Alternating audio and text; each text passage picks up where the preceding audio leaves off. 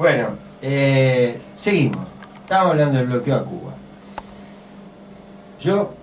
Sobre el bloqueo a Cuba se ha hablado, bueno, se han escrito libros, bibliotecas enteras, se ha dicho, bueno, hay dos opiniones, ¿no?, sobre el bloqueo a Cuba. Una es que fracasó. Obviamente el objetivo del bloqueo era el cambio de régimen. Hay un general, hay una cita muy buena que la leí el otro día, ahora no recuerdo ni de quién era, pero era uno de los tipos que estaba a cargo de la política exterior de Estados Unidos en 1960, que lo dijo con una claridad brutal. O sea, dijo, tenemos que tomar una serie de medidas tales que el pueblo cubano pase hambre y se vea obligado a rebelarse y a derribar ese gobierno. O sea, el tipo lo dijo en esos términos, sin ambaje. Y desde ese punto de vista, obviamente, el bloqueo fracasó. El bloqueo no logró el objetivo. ¿Estamos saliendo, Oscar? Está. No, parece que hay un lío ahí en la consola. Bueno, esa es una cuestión. El bloqueo fracasó. En esa posición están toda una serie de gente que desde posiciones, entre comillas, moderadas, o sea, se oponen al bloqueo. Bueno, si esto fracasó, vamos a hacer otra cosa, porque... Y es lo que dijo Obama, ¿no? O sea, en definitiva, esto fracasó, vamos a usar otro camino para lograr lo mismo, porque lo que quieren es lograr exactamente lo mismo, es acabar con el socialismo en Cuba. Y ahí vamos a hablar, ahí surge otro gran tema ideológico de fondo, que vamos a hablar a continuación, el socialismo en Cuba. Pero hay otro punto de vista, ¿no?, que es el bloqueo tuvo éxito. O sea, y yo creo que sí, que el bloqueo fracasó, pero también creo que el bloqueo tuvo éxito. O sea, porque yo soy de los que cree, estoy convencido, a través de haber vivido en Cuba los años que viví, y de haber estado siempre muy pendiente de lo que pasaba en Cuba después de eso, y de haber tenido, viajado a Cuba después, y haber tenido contacto con alguna gente, cubanos y uruguayos que estuvieron, que iban, venían, etc. Estoy convencido de que el bloqueo logró que la economía cubana sufriera grandes descalabros, sobre todo a partir del derrumbe de la Unión Soviética, que colaboró en que personas que no voy a juzgar y no voy a catalogar y mucho menos voy a calificar, como el presidente de la República, el que tenemos ahora, dijera que Cuba es un desastre, que Cuba se cae a pedazos, que Cuba repartió todo y no le queda nada, ¿no?, y cosas por el estilo. Y yo creo que eso es la parte del éxito del bloqueo. O sea, el bloqueo no logró el cambio de régimen, no logró el derrumbe de la revolución cubana, pero logró que económicamente el nivel de dificultades, de sufrimiento impuesto al pueblo fuera extremadamente elevado. Y fuera particularmente tan elevado después del derrumbe de la Unión Soviética y del campo socialista, que fue un proceso, ¿no?, el proceso de deterioro de las relaciones comerciales con Cuba empieza varios años antes y obviamente se vuelve total a partir del hecho político, económico enorme ese del derrumbe del campo socialista. Logró sumir a la economía cubana en un nivel de desastre, para llamarlo de alguna manera, en un derrumbe tan absoluto que generó toda una serie de fenómenos profundamente negativos, ¿no? Porque bueno, en una población que empieza a carecer de los bienes más esenciales, a pasar literalmente hambre, obviamente se genera, esa es la condición para que aparezca todo lo más malo que puede pasar en un país, ¿no? O sea, obviamente si uno no tiene por vías legales comida para darle a sus hijos, pues va a buscar las otras vías. O sea, son cosas naturales, se crea una especie de ambiente como la que a veces en algunas películas, ¿no? La gente que queda en una balsa en el medio del mar sin agua, se le acaba el agua y se le acaba la comida, o sea, entonces, ese tipo de situación que ha creado un gran deterioro en el tejido social cubano, ¿no? Todo eso mezclado con que el gobierno se vio obligado a tomar medidas que implicaron, por ejemplo, autorizar las transacciones en moneda extranjera, fundamentalmente dólares dentro de la isla, el ingreso de empresas extranjeras en forma limitada, pero ingreso de capitalistas extranjeros a hacer negocios en Cuba, lo cual genera otra serie de fenómenos negativos y creó una desigualdad, porque había gente que tenía acceso a esa moneda extranjera y había gente que no tenía acceso. Y se creó una diferencial de nivel de vida importante entre los dos sectores de la población. Diferencial de nivel de vida además que no tiene nada que ver con la calificación, con la disposición de trabajo, con las virtudes del ser humano, ¿no? Las cosas que en Cuba antes se premiaban, ¿no? Que eran precisamente la capacitación, la formación, la contracción al trabajo, el espíritu de solidaridad, ¿no? Ahora un tipo que al contrario era más bien un pistolero, pero conseguía entrar a trabajar en un hotel, recibía propinas en moneda extranjera y obtenía en muy poco tiempo lo que a un cubano que era de repente un profesional altamente calificado le costaba un mes de trabajo conseguir, ¿no? Lo conseguía en 2 o 3 horas con 3 o 4 propinas que se ganaban con los turistas.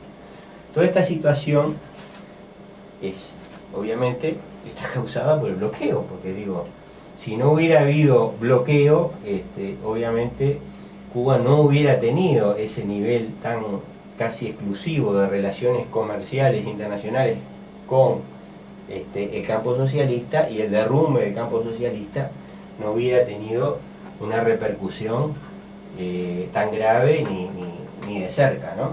Entonces yo creo que, vuelvo a repetir el concepto fundamental, el bloqueo fracasó, el bloqueo tuvo éxito, y si decimos las dos cosas, en mi opinión, las dos cosas son ciertas.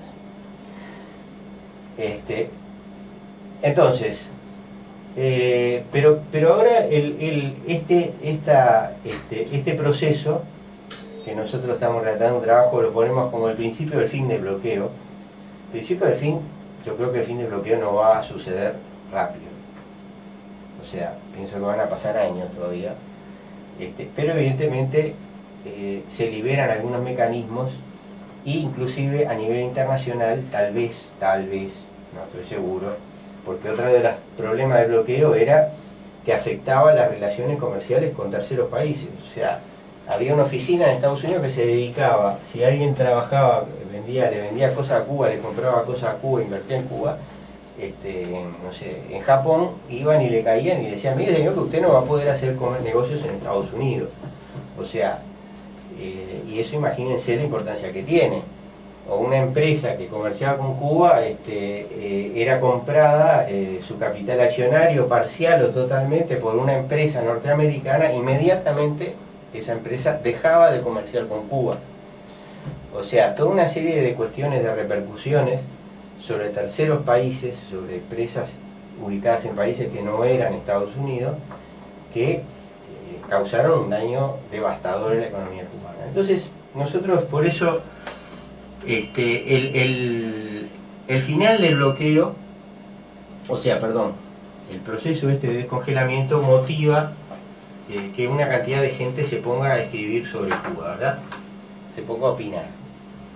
Y dentro de eso tenemos una variedad muy amplia de opiniones, de las cuales algunas son atendibles y otras son, a nuestro juicio, profundamente erróneas, ¿no? Por ejemplo, hay un trabajo de Claudio Katz que fue publicado el 3 de diciembre sobre Cuba, que se titula La epopeya cubana, y cuyo contenido comparto en lo esencial, ¿verdad? es un trabajo serio. Katz es un tipo que, bueno, uno de repente no comparte todo lo que dice, obviamente. En este caso de este trabajo yo comparto prácticamente todo lo que dice. Y Katz son trabajos muy documentados, ¿no? Y este es un ejemplo de, a mi juicio, trabajo positivo con el asunto. Después hay otro tipo de trabajo. A Katz le contesta un señor que se llama, si no me recuerdo, Guillermo Almeida, que escribe diciendo que Katz le merece algunas notas, ¿no? Y en un párrafo dice lo siguiente: a mi juicio, Katz identifica revolución cubana y dirección castrista de la misma, revolución, gobierno y Estado, y por último Estado y partido. Además, al considerar a Cuba socialista y considerar socialistas a la Unión Soviética estalinista y los países controlados por el estalinismo, confunde indirectamente el socialismo con la estatización de los medios de producción y con el reforzamiento de un Estado centralizado burocráticamente al estilo de la Unión Soviética, cuando el socialismo, como lo pensaba Marx, sería una relación, se me salió un poco de foco la cosa. El socialismo sería una federación de libres comunas asociadas y la autogestión social generalizada, con plena democracia para los trabajadores libremente organizados. En el socialismo, los consejos de obreros y campesinos construyen desde abajo un Estado democrático de transición que impida la creación de aparatos burocráticos y vaya debilitándose y desapareciendo en un periodo prolongado, cuya duración dependerá del poder, de la eliminación del poder burgués en cada vez más regiones del mundo y también del aumento de la cultura y la capacidad de autoadministración de los productores libres y de la superación gradual de las desigualdades entre el trabajo manual y el intelectual. La creciente igualdad de género y la eliminación de los valores burgueses, egoísmo, hedonismo, autoritarismo y un largo etcétera, sustituidos por la solidaridad y el internacionalismo. Bueno, esto lo hemos oído muchas veces, ¿verdad? El campo llamado socialista, Unión Soviética, Alemania Democrática, Checoslovaquia, Hungría, Polonia, bueno, no voy a decir todo porque me he olvidado de alguno, no eran socialistas. Bueno, yo no me voy a referir hoy ni a la Unión Soviética, ni a Alemania Democrática, ni a Checoslovaquia, ni a Hungría, ni a Yugoslavia. Porque a pesar de que sobre todo sobre la Unión Soviética he leído montones, he estudiado montones, nunca estuve en la Unión Soviética y tal vez pueda dar alguna opinión que no sea la más correcta. Sí, viví 10 años en Cuba y viví gran parte de ese tiempo como un cubano común y silvestre que tenía su libreta de abastecimiento. Estudié medicina, después me recibí de médico, estuve un tiempo trabajando de médico, así que creo que sobre ese tema, y aparte he leído un montón, siempre me interesó mucho el tema de Cuba, como dije, mantuve relación, entonces sobre eso me considero con un cierto nivel de autoridad para opinar. Pero dado lo que dice este señor Almeida, me tomé el trabajo de ir a buscar la parte que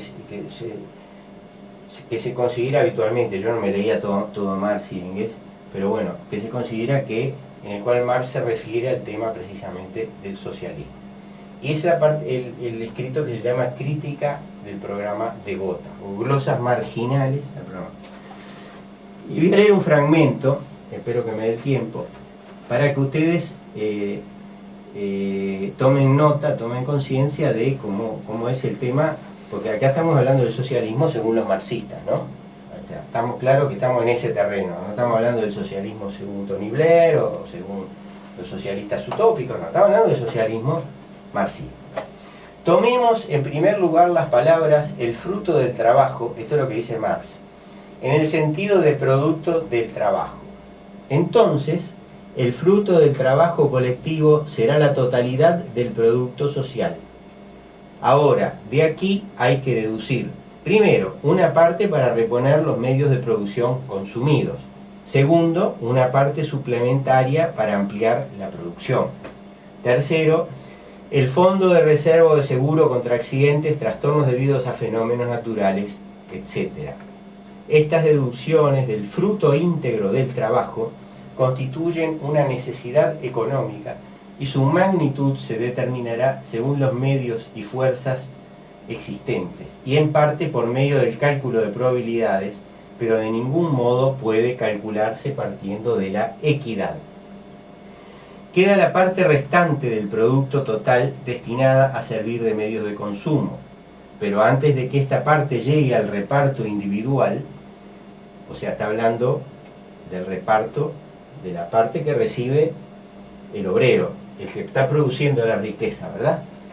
Antes de que esta parte llegue al reparto individual, de ella hay que deducir todavía, primero, los gastos generales de administración no concernientes a la producción. Esta parte será desde el primer momento considerablemente reducida en comparación con la sociedad actual e irá disminuyendo a medida que la nueva sociedad se desarrolle. Segundo, la parte que se destine a satisfacer necesidades colectivas, tales como escuelas, instituciones sanitarias, etc. Esta parte aumentará considerablemente desde el primer momento en comparación con la sociedad actual y seguirá aumentando en la medida en que la nueva sociedad se desarrolle. Esto es claramente lo que sucedió en Cuba. Tercero, los fondos de sostenimiento de las personas no capacitadas para el trabajo, en una palabra, lo que hoy compete a la llamada beneficencia oficial y que nosotros llamaríamos seguridad social, ¿verdad? Evidentemente acá están los fondos jubilatorios. Solo después de esto podemos proceder al, entre comillas, reparto, es decir, a lo único que bajo la influencia de la sal y con una concepción estrecha tiene presente el programa, es decir, a la parte de los medios de consumo que se reparte entre los productores individuales de la colectividad. El fruto íntegro del trabajo, entre comillas, que es lo que dice el programa, y Marx está destruyendo, ¿no? Discutiendo y destruyendo como concepto, se ha transformado ya imperceptiblemente en el fruto parcial, aunque lo que se le quite al productor en calidad de individuo vuelva a él directa o indirectamente en calidad de miembro de la sociedad. Y así como se ha evaporado la expresión el fruto íntegro del trabajo, se evapora ahora la expresión el fruto del trabajo en general. En el seno de una sociedad colectivista basada en la propiedad común de los medios de producción, los productores no cambian sus productos. El trabajo invertido en los productos no se presenta aquí tampoco como valor de esos productos, como una cualidad material poseída por ellos, pues aquí, por oposición a lo que sucede en la sociedad capitalista, los trabajos individuales no forman ya parte integrante del trabajo común mediante un rodeo, sino directamente. La expresión fruto del trabajo, ya hoy recusable por su ambigüedad, pierde así todo sentido. De lo que aquí se trata no es de una sociedad comunista que se ha desarrollado sobre su propia base, sino al contrario, de una que acaba de salir precisamente de la sociedad capitalista y que por tanto presenta todavía en todos sus aspectos, en el económico, en el moral y en el intelectual, el sello de la vieja sociedad de cuya entraña procede. Congruentemente con esto, en ella el productor individual obtiene de la sociedad, después de hechas las obligadas deducciones, exactamente lo que ha dado. Lo que el productor ha dado a la sociedad es su cuota individual de trabajo. Así, por ejemplo, la jornada social de trabajo se compone de la suma de las horas de trabajo individual. El tiempo individual de trabajo de cada productor por separado es la parte de la jornada social de trabajo que él aporta, su participación en ella. La sociedad le entrega un bono consignando que ha rendido tal o cual cantidad de trabajo después de descontar lo que ha trabajado para el fondo común, y con ese bono saca de los depósitos sociales de medios de consumo la parte equivalente a la cantidad de trabajo que rindió. La misma cantidad de trabajo que ha dado a la sociedad bajo una forma, la recibe de esta bajo otra distinta. Aquí reina evidentemente el mismo principio que regula el intercambio de mercancías, por cuanto este es intercambio de equivalentes. Han variado la forma y el contenido, porque bajo las nuevas condiciones nadie puede dar sino su trabajo, y porque por otra parte ahora nada puede pasar a ser propiedad del individuo fuera de los medios individuales de consumo. Pero en lo que se refiere a la distribución de estos entre los distintos productores, rige el mismo principio que en el intercambio de mercancías equivalentes. Se cambia una cantidad de trabajo bajo una forma por otra cantidad igual de trabajo bajo otra forma distinta. Por eso, el derecho sigue siendo aquí, en principio, el derecho burgués, aunque ahora el principio y la práctica ya no se tiran de los pelos, mientras que en el régimen de intercambio de mercancías, el intercambio de equivalentes, no se da más que como término medio y no en casos individuales. A pesar de este progreso, este derecho igual sigue llevando implícita una limitación burguesa. El derecho de los productores es proporcional al trabajo que han rendido. La igualdad aquí consiste en que se mide por el mismo rasero, por el trabajo. Pero unos individuos son superiores física e intelectualmente a otros y rinden pues en el mismo tiempo más trabajo. O pueden trabajar más tiempo, y el trabajo para servir de medida tiene que determinarse en cuanto a duración o intensidad. De otro modo deja de ser una medida. Este derecho igual es un derecho desigual para trabajo desigual. No reconoce ninguna distinción de clase, porque aquí cada individuo no es más que un trabajador como los demás, pero reconoce tácitamente, como otros tantos privilegios naturales, las desiguales aptitudes individuales y por consiguiente la desigual capacidad de rendimiento.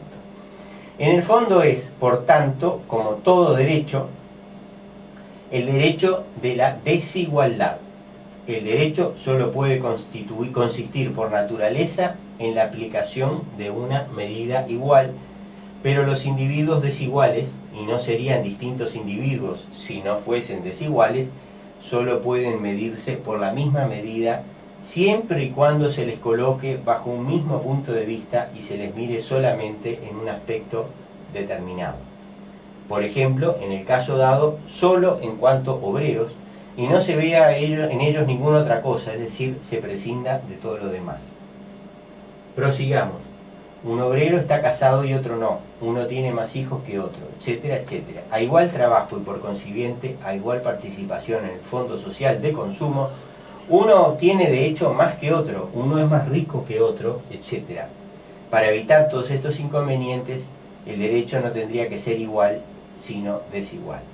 Pero estos defectos son inevitables en la primera fase de la sociedad comunista, tal y como brota de la sociedad capitalista después de un largo y doloroso alumbramiento. El derecho no puede ser nunca superior a la estructura económica ni al desarrollo cultural de la sociedad por ella condicionado.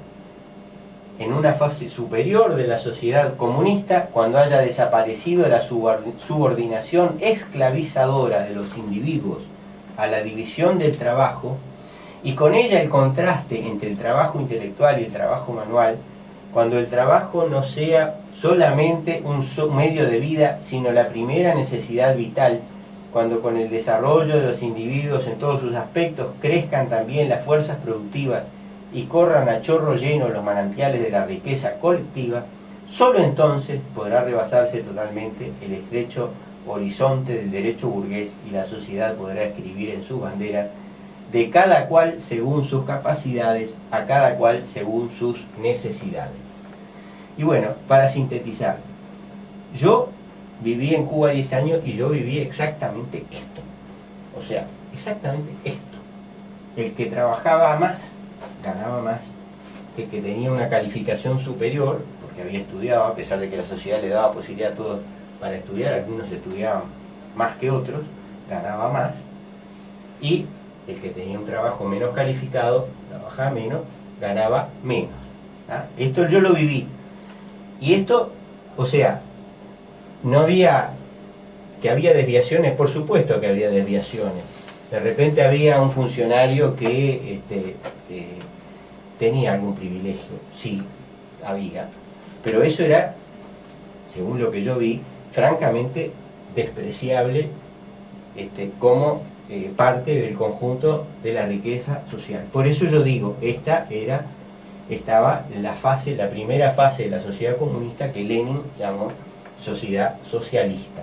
¿Verdad? Y por eso yo creo que en Cuba había socialismo. Hoy hay formas capitalistas, la cosa es más difícil de determinar, es más compleja. Pero en esa etapa Cuba era un país socialista. Y con esto creo que terminamos. Tengan una buena semana los queridos y las queridas oyentes. Muy bueno, muy bueno.